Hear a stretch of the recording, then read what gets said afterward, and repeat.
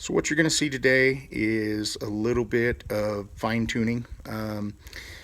Since I don't have a real camera, just working with the phone, I won't bore you with the actual footage because there won't be. I'll just tell you about what I'm doing and before and after type things. But I've got to adjust my chain slack, um, replace a sprocket, get into my carb. I need to lean it out quite a bit, see what the problem is there, clean it. I'm sure the jets are quite dirty. Found some bugs in my gas tank. I've got to clean that out too. So that's all wonderful stuff. But it keeps me busy. It's fun for me. What up, fam? Just sitting here in the chop shop, messing around with the bike again. It's about the only thing I ever do because I'm pretty boring. I'm also super lazy. Only like to do what I want to do. Ask the wife. She wants to go somewhere. Not me. It's too peoply out. Anyway, getting a few things done on the bike. I'll be taking care of some things that are pretty important about the jetting, things like that. I'm over here looking off camera at my other motor too. I found out a few things about it. It's the long rod motor with the plate in between the cylinder and the cases. Didn't know much about it, but now looking at the other motor, it looks like this long rod motor looks like it's done properly. So I'm a little less hesitant now about having two motors, and it's got a good top end, things like that I could work with. Plus the bike runs, so two good motors. That's great for me. Well, I'm out here in the garage, in the middle of the night because I'm an insomniac. I'm gonna have to go over a few things tomorrow. I need to. This here is my petcock. It's leaking from the gas tank. Need to get a rebuild kit for that. Gonna have to pull the carburetor completely out, screw off the top, do an adjustment. If you look down in the gas tank here, it doesn't come out very well, but that sort of greenish blue liquid is two-stroke mix, and if you can see it right there, bottom left of the two-stroke mix, that's kind of a dark spot. Those are bugs that for some reason got into my fuel tank.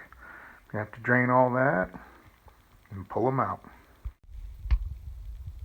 Once I get the fuel properly drained, gonna remove a few things like the tank and the seat. It'll just be easier to get to the carb. Then I will remove this clamp and this clamp here, also the top of the carburetor, and pull it out. Need to check a few things, not only the linkage right here on top of the carb, if you can see that kind of nut there on top. I need to adjust it so there's no slack in it. Need to absolutely clean this thing completely inside and out, and work on the jetting, which means I'm going to have to do probably not only replace the jets, work on my idle screw, and which is completely in right now, and it barely runs because it's so rich. The air screw here doesn't have any effect on the bike when it's running, so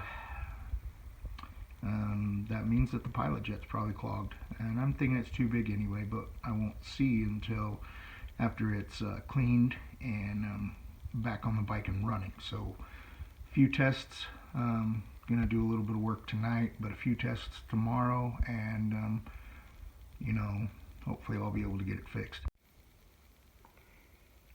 So I took it apart last night, had the carb off, and I just finished cleaning it. The pilot jet was clogged, and the needle, the clip position was,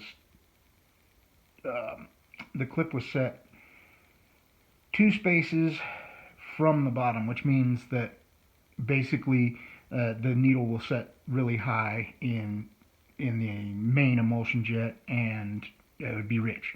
So I dropped the needle down and put the clip on the second from the top, which leaned it out pretty well.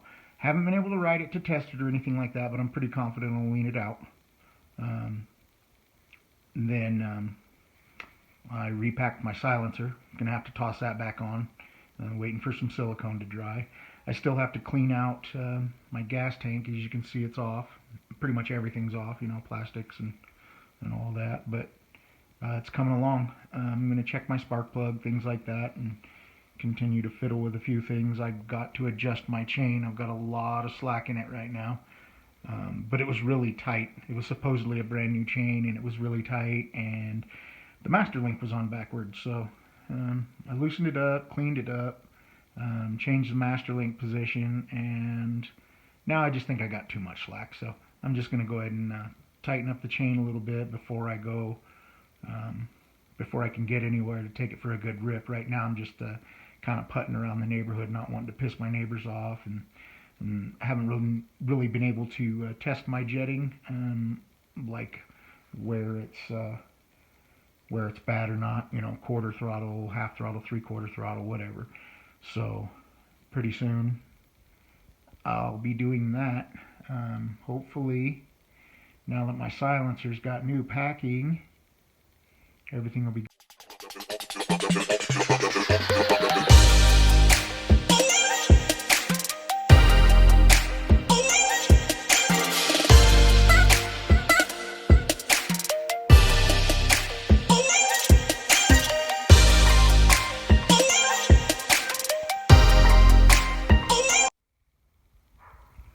Well, here she is, back together again.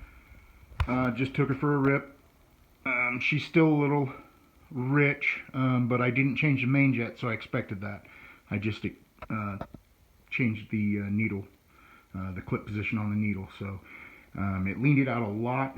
I regapped my spark plug, repacked the silencer, topped off the oil in the crankcase, or excuse me, in the transmission.